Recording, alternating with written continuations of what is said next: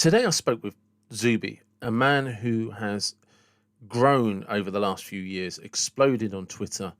He's a rapper, an entrepreneur, a podcaster, and does talks, and really has a very insightful way of thinking about the world around him. I really enjoyed talking to him, and if nothing else, jump to the end and listen to his answer to my favorite question.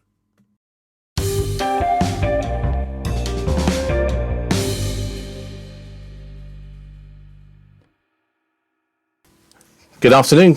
How you doing? Life is good, man. How are you? Yeah, I'm well. Thank you for coming on. I do appreciate it. That's all good. How is the States treating you at the moment? The States is treating me beautifully, as it always does. Got a lot of love here, lots of friends, got some family, a lot of fans and supporters, lots of opportunities. So I love it here, man. It's one of my favorite countries in the world. Because you're touring there quite a bit at the moment, aren't you? Yeah. So my biggest audience is actually in the USA these days, across all the different things I do, from my music to my podcast to my books, merchandise, public speaking, everything. So I actually got a US visa issued last year. I got a trader visa. So I've now got the opportunity to tour here and to now do live performances and stuff like that. So I've got a bunch of speaking events coming up, lots of different events, and also just been enjoying being able to not be on the usual time limit, the sort of 90-day time limit situation. So things are good, man. Is that the B1, B2 visa? I've actually got an E1. E1. Okay, I've not seen those before. Yeah. So who have you got the talks coming up with then? I'm speaking at 2 different Bitcoin conferences that are coming up in Miami. I'm speaking in Tampa, Florida. I've got something at Texas A&M University. They've invited me to speak, and Oklahoma University have also invited me to speak there. So those are the ones I've got coming up immediately. And then over the next few months, I've got more coming up as well. Cool. So, I mean, I originally was trying to talk to you a while ago for a few reasons. One of them being that I actually bought Strong Advice. And cool. And there are things about that I wanted to talk about. But one of the things that I was fascinated about is how well you pivot through things that happen. And an example of that, like recently, is you changed vaccination to jaccination, which I just thought, that was a good pivot. Fully jacksinated. So there, we'll check out that merch on Zuby.com. And the other one is when you got kicked off Twitter for OK Dude, because you came back with all the merchandise. And how do you, what's the process that helps you do that? I'm smart. Yeah, well, I walked straight into that one, really. Honestly, man, I don't know. What's that phrase people say, energy cannot be created nor destroyed, right? It's a concept in physics. And I think it goes beyond what we typically think of as energy. I think it goes for emotion and attention, and you can convert and divert that in different ways. I mean, if you look at corporate or mainstream media, they are masters of this, right? They are masters of taking people's fear, anxiety, attention, outrage, whatever it is, and redirecting it at different targets or onto different issues. They do this all the time. You could say that the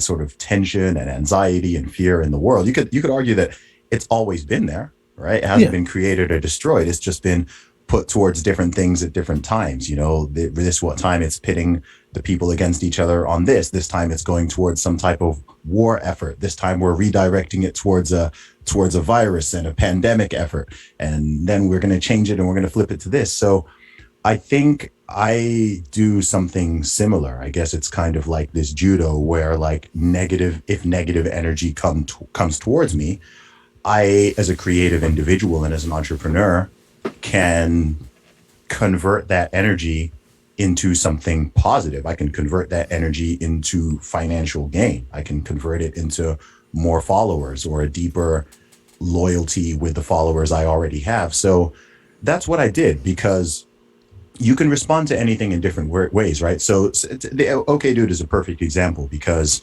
I got my account. I was temporarily locked out of my account under, for no reason. There wasn't any reason either. What they called hateful conduct, right? And Yeah. you see, and I could have been very angry at Twitter and ranted and raved, right? That's how I could have got that energy out there. I could have just done all that. But I said, you know what? There is some humor in this. It's absurd. It's annoying. It's frustrating. But it's so absurd that there's humor there, right? There's humor. So rather than just getting angry and responding in an angry, unproductive way, how can I flip this? How can I use this to my advantage? And so that's how I came up with the OK Dude t-shirts, which led to the hats and the song and the music video and everything. It's actually one of my most popular songs now. Yeah, it is. Yeah. Yeah, and I think I do that. I think I do that a lot. I think I did the same thing back in 2019 with that whole deadlift video, right? Absolutely. Again, Yeah. at this time we're living in right now, funnily enough, 3 years later, people again there's a lot of attention and anger and outrage and about this situation of males competing in female sports, right? It's been highlighted, especially because of this swimmer in the USA. And again, most people are venting anger and outrage and so on. I mean, I saw this all several years ago and I thought, okay, I could get mad at this. I could give an explanation of all the biology and rant about how it's unfair to women and this and that. Actually, why don't I just take this and convert it into something humorous? And by doing so, I made a much bigger and stronger point, actually, than most people did with words. Because I just said, okay, let's take that logic and let's run with it. Okay, if you're saying a woman is anyone who identifies as a woman, okay, I myself, Zuby, I now identify as a woman. I'm going to the gym and boom, I'm going to break the record. And people saw that and it resonated with millions of people all around the world. A huge number of people discovered me off of that.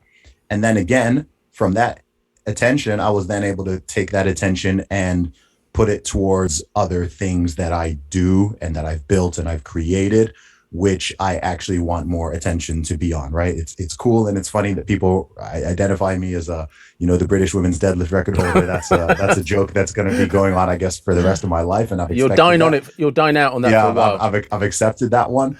But also, I make music, I do podcasts, I do public speaking, I'm into fitness. I've got a lot of other things that I can offer the world. And so when people discovered me through that, again, I was able to use that momentum for other things.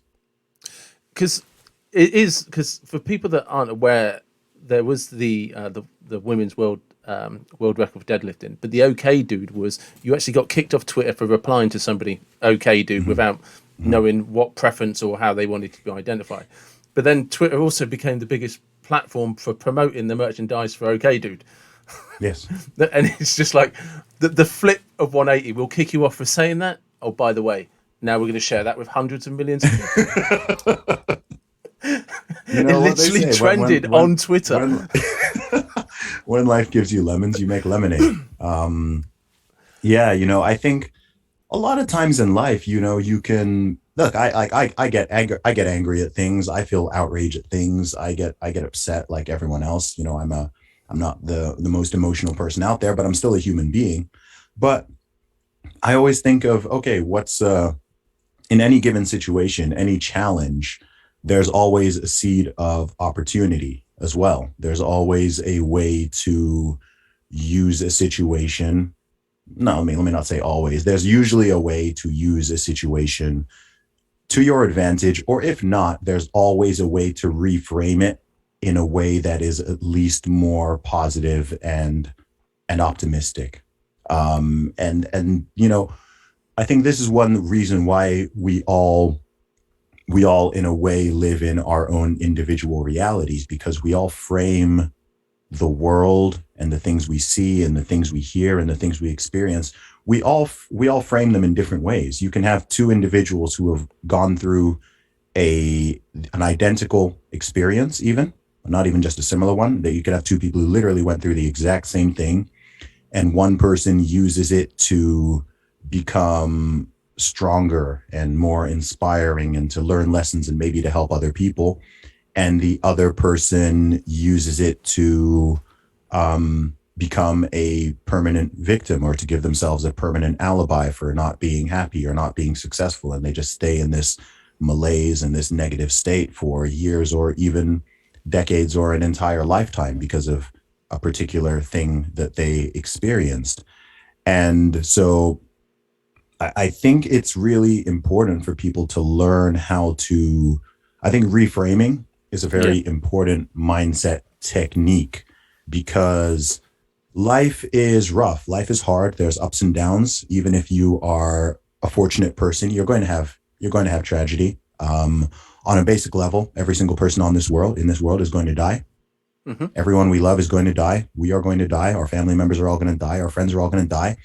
That's that's a good reason. Maybe that's a good reason for people to feel be sad and depressed, right? Like that's a very awful realization, but also that's also a really good reason why you should live your life to the max. That's a great reason why you should treat people well. That's a great reason why you should tell people you love them if you love them. That's a great reason why you should not hold grudges against people and hold unnecessary anger and vengeance in your heart.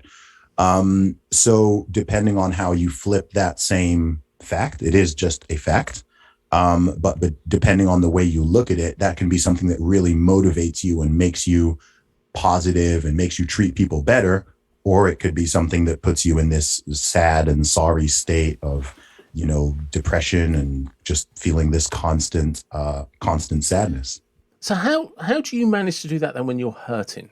Because often, and we can go from personal experience, but Mm. when whether it be in a relationship let down by a family member, that reframing process that you're talking about, which is unequivocally true, but how do you elevate yourself when you're in that place of, like, let's just say somebody betrays you or something like that? Yes. How do you manage it then?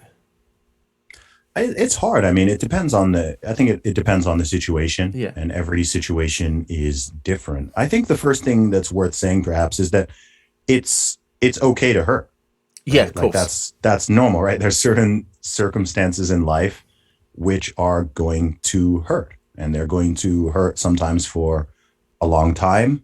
And that's totally normal and natural. And, I don't want to say good, but it's just part of being human. It's a part of life. So that's fine. And I think that you go through that process, but I think after it, I think it's important to think about, perhaps, I don't know, what lessons were learned from it. I think that's a good thing that you can always take. Was there a mistake I made? Was there something I did wrong or whatever? If it's something where it's totally out of your hands, it's also just, thinking about the positive rather than the negative. So say for example, let's take the saddest thing. Somebody dies. Yeah. Somebody who you know and love passes away. It's happened to all of us, certainly above a certain age. And if you're very, very young and you haven't experienced it yet, then you certainly will. And it's going to hurt when it comes. And it's going to hurt, and it should hurt. Of course, it's supposed to.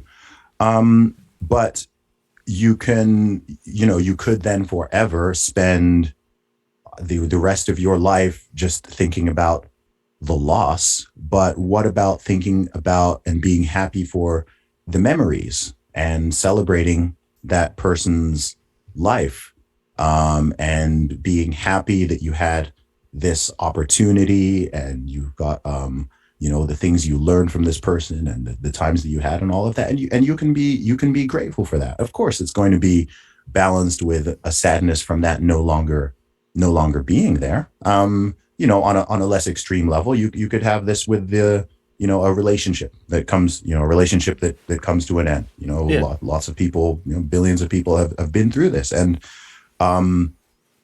obviously the way it ends might be a factor in how Yeah. people feel about it. But you can be grateful for the opportunity. You can be grateful for the things that you learn. You can be grateful for certain memories. You can be happy for all of that. So sure, you'll mourn the loss and the ending of something, but you can also frame it in a way that's like, okay, you know what, like these are things that I've learned, and I'm going to use this information going, in the future. Maybe, if I made a mistake, this is something that I'm going to change in my own behavior. This is something I'm going to look out for in the future. This is something that is going to. You can also look. This is something that's going to make me stronger, right? This is going to make me a stronger individual. And I think every challenge and every difficulty you go through in life, it does make you stronger. It makes you emotionally stronger. It makes you mentally stronger. In some cases, it makes you physically stronger. And I think that's a good way to reframe it and look at it. I think it's also important for people to understand that the past is immutable. So no matter what you do, we can't change the past. We can't change history on a Despite how hard we try. personal. No, no, and we'd love to, right? Even on a national level, even on an international level, I'm sure we'd like to go back and Yeah. hit the undo button on certain things that our countries or our ancestors or whatever have done, right? Because history is dark and horrific. There's a lot of bad stuff, but you can't do that. It's physically not possible. So it makes a lot more sense to focus on the present and focus on the future, because that's what you can actually influence with your own actions. So I think that acceptance is also part of it. It's like, okay, look, this happened. This is the situation. This is what I've learned from it. This is what I've gained from it. This is how I'm thinking about it. But I need to focus on what's next. I need to focus on what I can control. I like that. I do like that. And there's one of the reasons. So going back a while, one of the reasons I was always trying to talk to you to start with was there was a thing about mindset, but also you live in Southampton now, don't you? Or did? I did. Yeah. Yeah. Well, I'm just from the other side, on the other side of Salisbury. So we're kind of not that far away from each other. But what I have friends, and I don't know how true this is, but they claim that back in the day, you could be found in Southampton selling your CDs. Oh yeah, of course. Right. So that this is the thing that I want, that I'm trying to help people understand when they listen to what you're talking about, mindset. So before you were ever famous on Twitter, before you were ever famous elsewhere, you were creating your music, producing your albums, and then physically walking out onto the street in Southampton where you were at the time. And because I said, because friends were like, oh yeah, well, I know him. They remember seeing you doing this. Yeah. And people don't understand. It's trying to help people understand what that mindset is and how that develops. Yeah, I mean, man, it went so far beyond Southampton. I've sold my CDs in virtually every city and town in the UK. It's harder to name places I haven't been than Yeah. places I have. So, I mean, I released my first album way back in 2006 when I was still in university. So the first city I started selling my music in was Oxford, because that's where I was studying. And then I started making some day trips to London. And eventually, I've been everywhere from Isle of Wight to Glasgow, Swansea to Norwich, and everything in the middle. And man, we were talking about like learning and experiences and things making you stronger, and selling over 25,000 albums hand to hand in the UK. I mean, I probably spoke to over a quarter million, not probably, I definitely spoke to over a Yeah. quarter of a million people. So I've met hundreds of thousands of people in real life, not just Twitter and social media stuff. So that's prepared me a lot for a lot of the stuff that I deal with. But in terms of being able to go out there and do that day after day, it was really about having a mission. And my mission it's expanded, but it hasn't really changed over the past 15 years or so. I mean, when I started out in my music career, my goal was to have a positive impact on as many people as possible through my words and my talents. And that is still my goal. I still do that through my music, but I also do it through other means as well. And that's my goal. And I also just have always had this belief in myself, knowing that I will be I will be successful in that Yeah. endeavor. So even when I was going through all sorts of nonsense, even if it's a Tuesday afternoon and I'm up in Newcastle and it's snowing and I'm selling my CDs to strangers in the snow. And keep in mind, I have a degree from Oxford University. I'm a former management consultant, right? Like I left my job in 2011 to go and do this, right? So I left a cushy, comfortable, pretty well paying job to go and travel around the UK in this purple van with my name on it and stand out on the street and in malls, like talking to people. Um, but I knew that it would pay off in the end. I didn't know exactly what that would look like. I still to this day, you know, I'm 35 years old now, and Lord willing, I have many, many, many more decades to achieve in this world and to reach and influence and inspire people. And I'm just on that grind. I'm just on that mission, and it's gone from, you know, dozens to hundreds to thousands to, you know, millions of people who I'm able to reach, and I just want to continue doing that. I think that I think that each individual massively underestimates their own potential. And I also think that there are a few things more noble and exciting and inspiring to do than to take the talents and the experiences that we each have and to offer that to the world and to offer it to be of service to other people. Because when I think about what I do, that's all I really do. Yeah. I could keep a lot of this to myself, right? I don't have to make music. You know, I could keep my music to myself. I could keep my thoughts to myself. I don't need to tweet them or talk about them on podcasts, right? I could keep all that to myself, but it's like, actually that's a disservice. And once I reframed that and I really worked this out a few years ago and I kind of flipped it on its head and I realized, you know what? It's not just a disservice and a waste. To me, it's like, it's actually unethical. Okay. Right? So if I have something that can help other people, Yeah. right? If I have a talent or an ability or some knowledge or something, and I just keep it all to myself, then to me that's like, hey, that's not even neutral. Like that's bad. Like that's the wrong thing to do. And this is what led me to even write my book, Strong Advice, because I've been going to the gym for longer than I've been rapping. Yeah. I've been working out for a long time. I have a lot of knowledge. I've been through weight loss phases. I've been through muscle building phases. I've learned this. I've learned that. There are billions of people in this world who want to improve their physiques, who want to get stronger, who want to get fitter, who want to lose weight, whatever. I don't necessarily have the ability to, I don't have a magic bullet to reach and help everyone, but I can certainly help some people. Right. So why don't I create something that will help people reach those goals? There's people all day, every day, you know, I'm trying to, how do I lose fat? How do I gain muscle? How do I get strong? How do I do it? It's like, oh, you know what? Actually, I know how to do that. So let me make something that helps you. And because of the way the world works, and, I'm a big fan of capitalism. You can put something out for free, but you can also monetize something. So it's like, cool, like I've got this knowledge here. Let me I'll put an affordable price tag on it. And now people can buy this thing. You can buy this book, or someone can buy a course, or someone can do this. And there's this fair exchange that takes place, and you are helping people. And also it makes you more successful and enables you to live. And that's really how everything works. When I started seeing things that way, even as an entrepreneur, when I stopped thinking of how do I make more money, and I started thinking, how do I help and reach more people, then I started making way more money. Because my brain started thinking in a different way, and it was like, okay, I have this experience, or I have this talent, or I have this ability.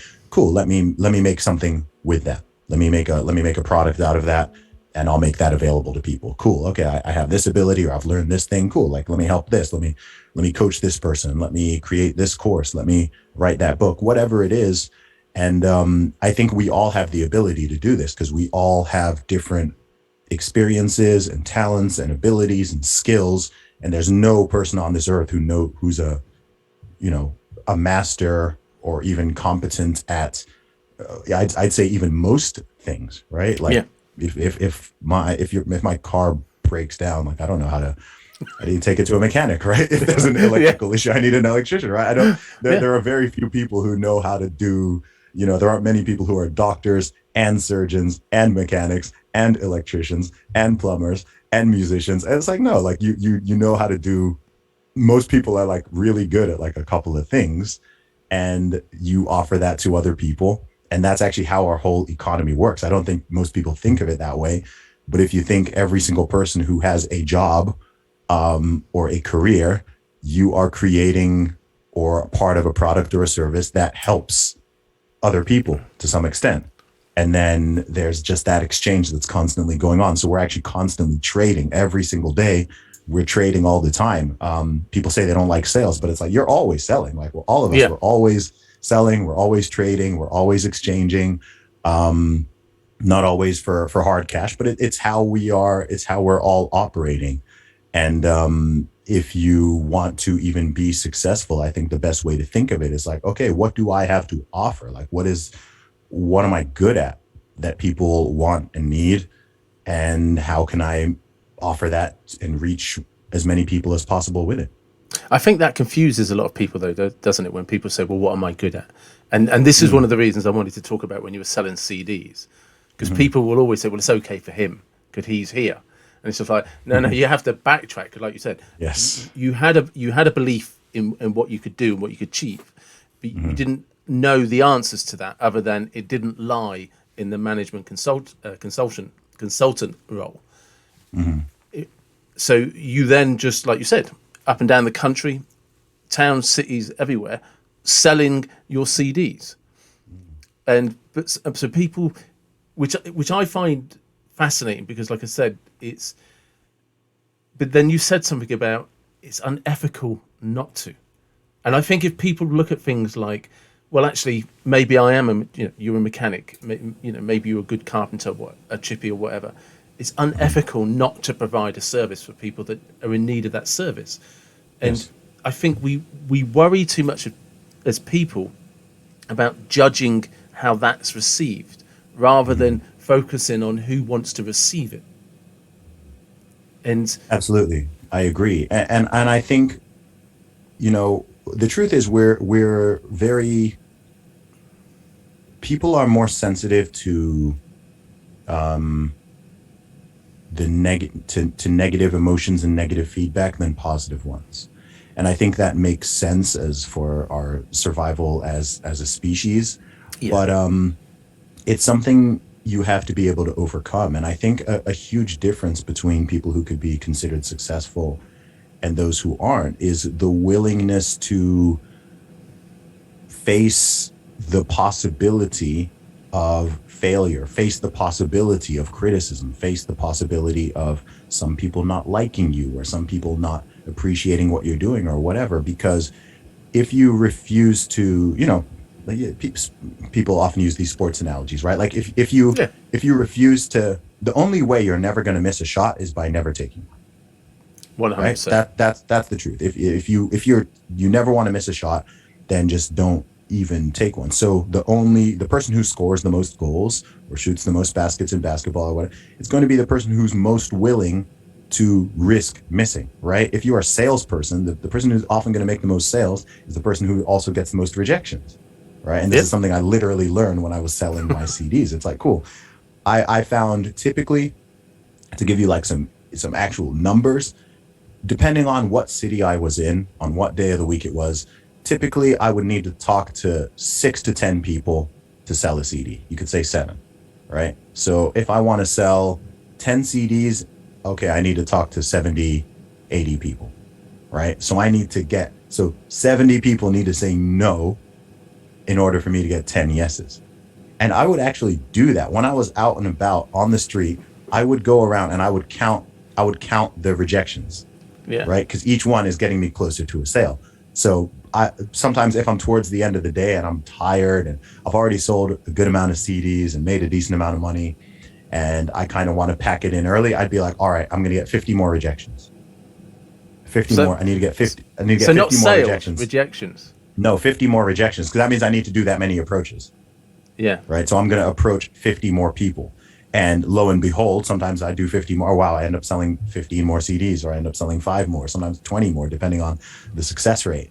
Um, and so that's the way to do it. I mean, you have to be willing to get rejected. You have to be willing to have people say no. Even with what I do now, I mean, look, I mean, I get criticism every day. I've been receiving criticism nonstop for the past 3 years. There's people criticizing me right now as we record this episode, and you have to accept. You know what? That's okay, right? Like, that's okay. Some people are going to disagree with me. Some people are going to think I'm an idiot. Some people are going to think I'm mean. Some people are going to think I'm like a bad person because they disagree with some of my socio-political views or my thoughts on this. And it's like, you know what? A lot of my strength comes from the fact that I'm okay with that. I've just accepted it. I don't particularly love it. Like, I would like for my message to in some ideal world, I would like for my message to be heard by everybody and understood. But because Twitter's a strange place though, because if the thing I find fascinating, well, I've actually made some notes about Twitter for you, because I noticed while reading a lot of your tweets, there's never any typos. It's like you must be the only person on Twitter that doesn't do typos. Very rare. It's just like I can write something really grand, and then it's like you realise you spelt 2 of those words. Yeah. Fortunately, I'm since childhood, I've actually been really good at like spelling and grammar and attention to detail. I actually give props to the school I went to in Saudi Arabia for that, because they really, really battered like spelling and grammar paid off into our heads. Yeah, they really spent a lot of time on spelling and grammar, and I think far more than perhaps many other schools, because I noticed even, funnily enough, when I went to the UK, because I came to the UK at 11 for boarding school, and I noticed that my peers actually in the school in the UK, and I went to a good school, they made way more spelling and grammar mistakes than I was used to. And it was also funny because I was like, wait, I'm in England. Like, England is where English comes from. So why are people it is crazy. All of these mistakes, I know. It is crazy. I used to have a Russian girlfriend, and her grammar was often better than mine. It's just like, right, okay, how did that work? But that was. But also, I think also on top of that, my tweets have a gigantic reach. They reach millions of people every day. So I do double check them before I hit the button. And sometimes there's a typo. If I catch it in the first like 2 minutes, I'll normally delete and repost. Right. It rarely happens, but my tweets can go viral very quickly, as in within 10 minutes they can be on their way to going viral. So I do my best not to have a viral tweet with a major typo in it. Because it's like I said, because Twitter is. I'm not on Twitter much, really. I will read a few tweets. Smart man. Yeah, I did used to get into it for a while, and you and I have had conversations on Twitter sort of like a couple of years ago. But I speak to you more on Instagram. But it's because the thing that I find just difficult with Twitter, which I think you've handled really well, is you can't convince anybody. It's just like, it is like you can be on Twitter and you'll be like, it's raining where I am. And somebody will say, what, are you a meteorologist? You're like, no, I'm stood in the rain. What makes you qualified to say that? And you're just like... Do you know what? I people often say that you can't convince people on Twitter. I strongly disagree with that statement. But the people you will have to convince, it won't be the person you're talking to. No. It's the audience.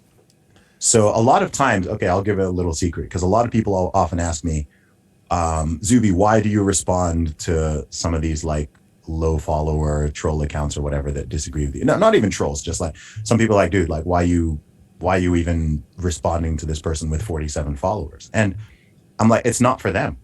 Yeah. It's not for the person with it's for everyone else to see my thinking process and my argument about so if I've said something and someone takes an issue with it or whatever, and I'm responding to that, it's not necessarily for that person's sake. It's actually, hey, look, guys, I want you to see why I think this way. Right? Let me explain a little more why, I'm writing this. So that's something people often miss. So I've noticed for sure. I mean, I've had people in real life come up to me and be like, yo, dude, like you changed my mind on XYZ from Yeah. me following you on Twitter. Often on pretty big issues, by the way, like not even just like frivolous stuff.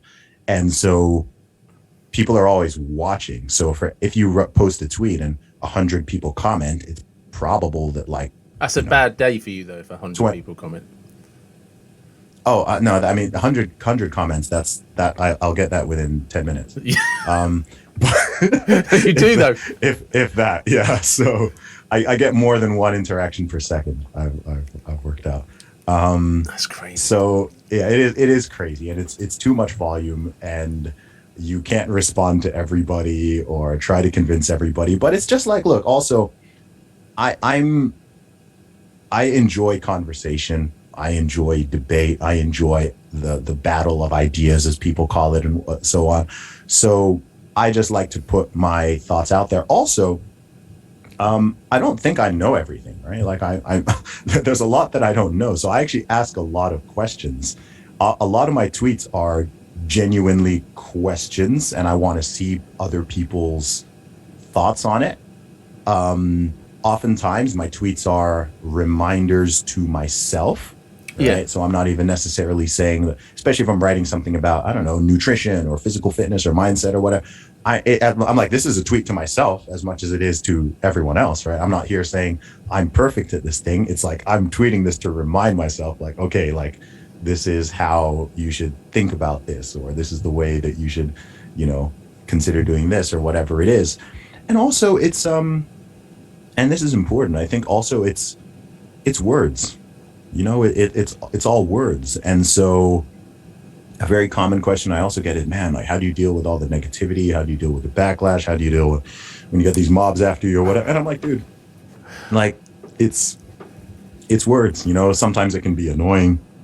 Sometimes it can be frustrating, whatever. But also it's like, look, my as long as I'm not having my physical safety threatened or something, or anything like that, it's like, look, it's words. I'm entitled to my opinion, they're entitled to theirs. We can have our back and forth, but also this is how you resolve conflict.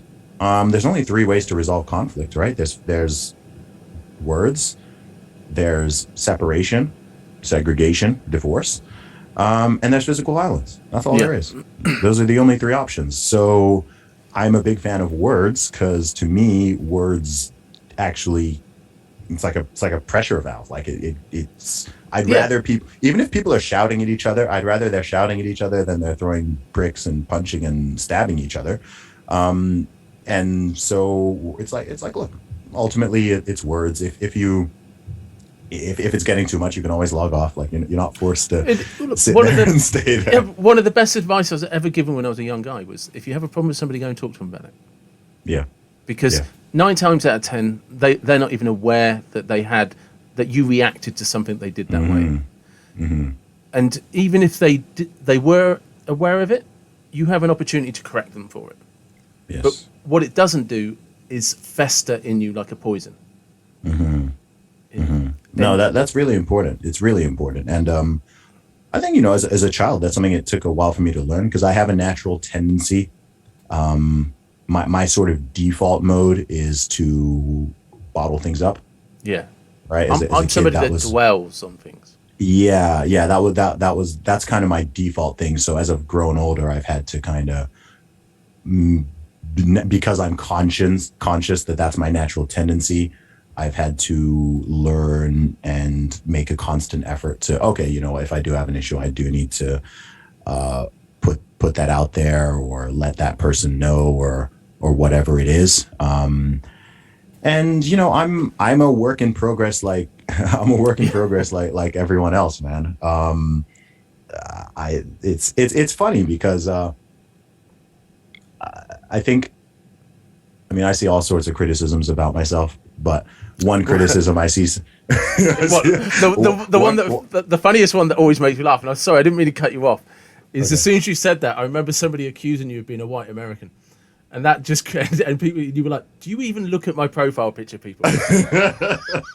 People say crazy stuff, but you know what? One thing is that you know, people say like, oh, he thinks he knows everything, Yeah, right? Or he's, and I'm like, no, I'm like, I think perhaps because I speak quite yeah, authoritatively and confidently. So some people might view it as I deem it my way or the highway. And it's like, no, like I will put forth my opinion or my thought in a confident manner.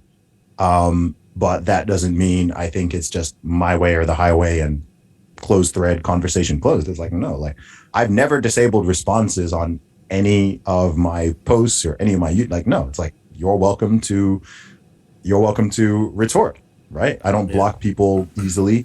If someone's trolling or being like unnecessarily malicious, then they can catch a block. But you know, it's like, look, like we can talk, we can have this forum, we can discuss all these issues, and I'm happy that I've been able to create that, because actually I don't think there are that many spaces online or offline where people can do that. But I think my comment section has almost morphed into some type of forum where people know they can kind of just, you know, talk and discuss and debate and go back and forth, and they're not gonna, you know, people are for the most part But gonna it be has become important, hasn't reasonable. it? Because people can kind of read what you're saying and say, Mm. "Oh, thank God, the whole world hasn't gone crazy."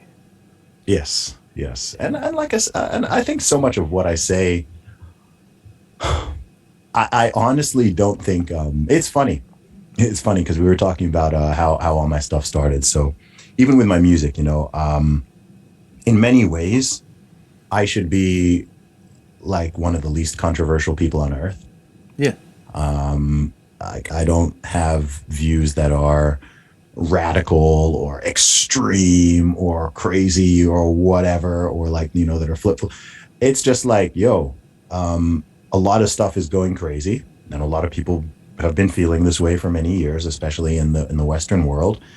Um, I am, and when lots of people are going crazy and things are going crazy, if you're not, you are made to feel like you're the crazy person. yeah, Um, and I started feeling this, like I said, myself, like, you know, 2016, 2017, 2018, like I was just like, man, stuff is kind of getting weird, and not a lot of people are, because there's this chilling effect. It can seem like everyone is going crazy, yeah. whereas actually it could just be a very small vocal minority. But if everyone else is kind of feeling silenced, then there's this, you combine that with the power of the internet and amplification, it can seem like you're very much alone and that everyone's unreasonable and you can't speak and whatever. And so I like to just kind of create and maintain this space of conversation and dissent and, you know, sanity, Yeah, and for people not to have to go with the mob or go with the herd on everything. It doesn't matter if it's the, you know, the COVID response situation or some like political issue or some socio-cultural stuff. It's just like, look, like, okay, I'm gonna either ask a question or I'm gonna put my stake in the ground here. This is what I think, right? This is what I believe.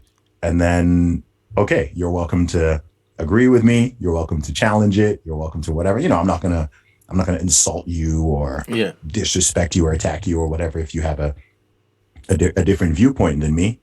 Um, but yeah, it's fun. It's fun, and where this all where this all goes, Who knows?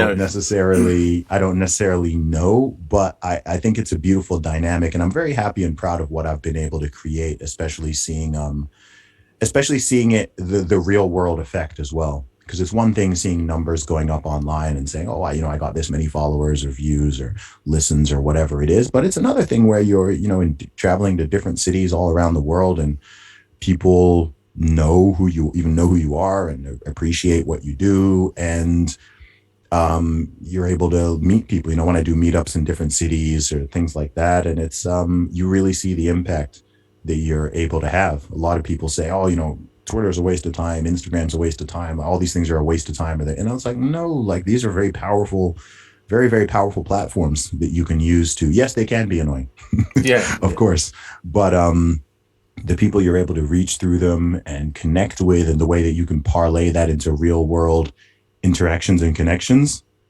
We live in, as frustrating as it can be, we also live in a very beautiful time period with so much opportunity. And I think it's important for people to maintain that sense of perspective and gratitude. I think it's something that people massively miss is we actually live in the best time that's ever existed in terms of health, opportunities, and everything like that. And Yes. I'm very conscious of time, and there's two questions I've got to ask you. But one of them is I've got to talk to you about the gun range at Texas that Okay. you were at a few weeks ago. Was that an actual working minigun on that car? Yes. Yes. Proper, because I've seen that on Instagram and I was just like, what the hell have I, do you know what I mean? Because Yeah. it was just, because was it a Tesla? It was a Tesla with a minigun attached to it, which you can fire from the center control panel. That's just, that is just a dream. Legal too. Legal. But that's just perfect, isn't it? Like, that's just Texas in a nutshell. Welcome to Texas. Yeah, exactly. As long as you've got a gun license, you can drive down the road in your Tesla, environmentally friendly, with a minigun sticking out of the front. In Texas, you don't need a gun license. You just buy one. I did not know. To have a minigun, though, you need a minigun's going to need some particular license. And a charging point for your Tesla. Yeah. Yeah. So yeah, that was interesting. I'd never. It was quite a one of a kind vehicle. So I can't say I've seen a lot of interesting things, but I'd never seen that before. But well, like I said, that sort of snapped my head back with attention. Oh my god.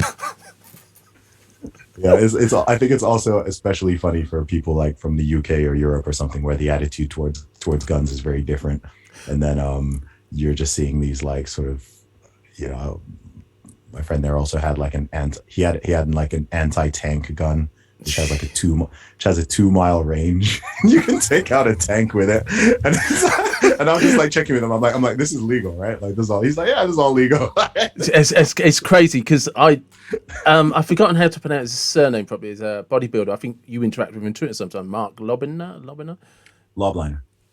I've had him on the podcast before. Okay. And we got talking about guns, and I was just like, I'm a contradiction in that sense, because I would never vote in a referendum to legalize guns in this country. But if they did, I would be in the queue to buy a gun.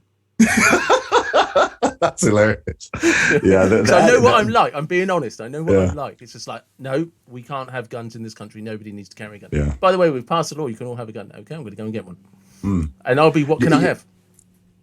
Yeah, you know, I get asked about that question quite a bit because, you know, I think it's interesting because I was in the American school system for like half the time, and then in the British one for half the time, and from very young, I've spent a lot of time between these different cultures, and so I totally understand with something like the Second Amendment. Like, I totally understand both perspectives. I'm not someone who thinks like either one is. Like, most British people think the American attitude towards guns is crazy, and like lots of Americans think vice versa. But I'm like, to me, they both make sense. And funnily enough, even from a legal perspective, I also would not necessarily advocate for private gun ownership in the UK in the way that exists in the US, because the history and the culture is so different, and where we currently are is so different that I don't know.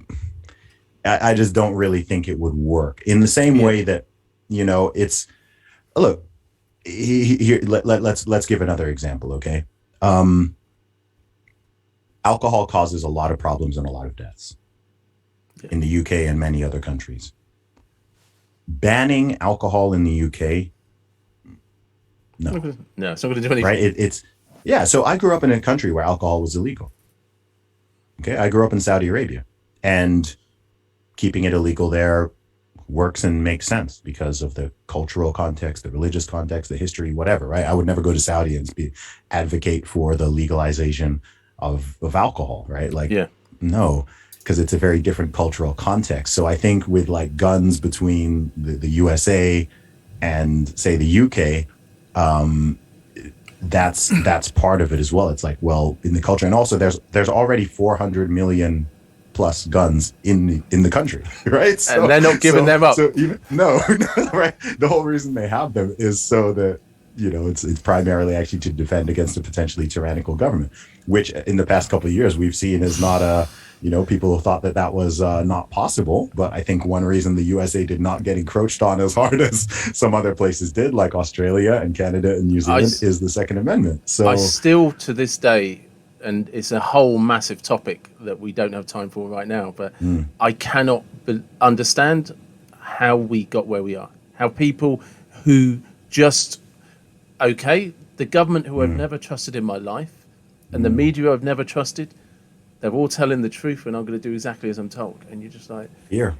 The power of fear is it's the most powerful emotion. It is. It's the most powerful emotion, especially when it comes to controlling people. And, this has been known all throughout. It's been known all throughout history. If you can scare people, whether the fear is real, imaginary, or exaggerated or fabricated, it's a powerful control mechanism. But the thing, and like I said, I don't want, because I'm very conscious of time, Sure. is because even when they kicked Trump while he was still president off Twitter, nobody batted an eyelid. No, it's fine. It's like, do you realise what that means a social media company have done, what the media have done, a serving president? Whether you like him, agree with him, I'm British, I wouldn't know. I don't care what you do with your own president. But do you not understand what the implication of that actually means when you can silence the person, the elected official in charge of your country? Well, I think a big problem, David, is that a huge number of people do not practice second and third order thinking, right? They don't think beyond the here and now. They just think, okay, there's this thing, there's this threat, or there's this thing I don't like or whatever, and they want to immediately quash it or take some action that seems like it's protecting them. And they're not thinking about the principle, the underlying principle. Yeah. Right. So a lot of people take the Trump suspension, right? A lot of people don't like Trump. He upsets them. They find him outrageous and offensive. And so getting rid of him is good. Right. That's literally their thinking process. They don't think, okay, wait, hang on.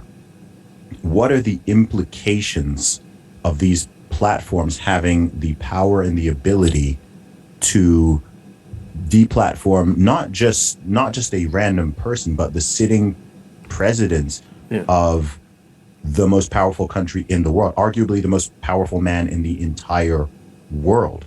Forget whether or not I like him or I voted for him, or forget the emotional part. What are the implications of that? Same with all of these COVID policies. Like, what are the implications? What precedent is the setting? You've now set the precedent in all of these countries that the government can force you to cover your face. They can force you to inject a substance into your body, even if you don't want or need it. They can force you to stay at home and make it illegal, arrest you if you go outside, ban you from seeing your family. Like, so, and some people are, oh, well, there's a threat, there's a virus, it's a deadly pandemic. So, we've got to do all this. It's like, wait, no, hang on, slow down. If you can do it for this, if they can do it for this, they can do it for anything. They can manufacture a crisis.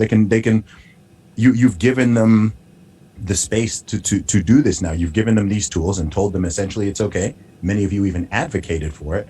And now, they can do this again in the future. They can do this again. You've already given them permission now. So, well, I don't think we've repelled the COVID policy, have we? Was it the Emergency COVID Act? The COVID Act. Yeah, I mean, it's this, and it's not just the UK. It's the same in Australia. It's the same in New Zealand. It's the same in Canada. It's the same in they keep extending the powers, right? These emergency powers. As I've told people before, an emergency doesn't last for 2 years, by definition. If it lasts for 2 years, it's not an emergency. A war can last for 2 years, but not an emergency, right? By definition, an emergency it's short, it's brief, it's immediate. Okay, right now, oh my gosh, like, there's an air raid emergency. We need to very quickly. There's a tornado coming. That's an emergency. Tornado doesn't come and hang around for 2 years. right? It You can't have definitely doesn't. you can't have a 2 year tornado emergency. But when you give these people that kind of power, then unfortunately a significant number of them will abuse it and also will not want to relinquish it. They won't want to let it go. And so I think that's a huge problem, is people not sort of seeing further than the end of their nose and not think, okay, well, if we do this, what precedent are we setting and what else could it potentially lead to, right? If we lock down the economy and we stop people from working and we stop kids from going to school, what are the consequences of that, right? What's going to happen to physical health and mental health? What about all the other diseases and threats out there? What are the implications there? What's it going to do to the economy? Is that going to cause inflation? What about this? What about that? And okay, and what are the impacts if there is inflation? Right? Don't stop there. What are the downstream impacts of inflation? What impact does that have on the poorest and most vulnerable people in society? What does it mean for future generations and for children? What does it mean for the housing market? What does it mean for food? Are we going to have shortages? And all of that, oh, could that end up hurting, let alone killing even more people than the thing we were initially trying to avoid? All of this, but these conversations they didn't happen. They didn't happen. It was just like, boom, okay, emotional response, first order thinking, there's a threat, let's do this. And people didn't think further down the line. Now, many people are beginning to, and many people are being forced to because they're feeling the squeeze. But it's just unfortunate that people had to go through all that in order for some to be able to see the light. It's true. Lastly, I ask this as a random question to most people now. If you could be any time any place in time, what are you driving? What are you listening to? And where are you? Oh boy. Okay. I am in. Oh man, I don't even know time period. I am in. I'd want to go back to like the biblical time period. I want to listen to Jesus and see him, and I want to be there. I want to be in. I don't know. I want to be in Israel in the time of Jesus, or maybe even in Egypt or something. I don't know. Like I'd like to go back to the biblical time period and see that with my own eyes. So I guess I'd be driving perhaps a donkey or a camel, and I'd be listening to Jesus teaching, and I would be I'd be in Israel. I'd be in the Middle East. So that's what comes to my mind first. I can think of a lot of interesting historical places, but let's go for that one. I really like that. That's beautiful. Zuby, thank you very much for your time. I know you're busy and I do appreciate it. Most welcome, David. Cheers.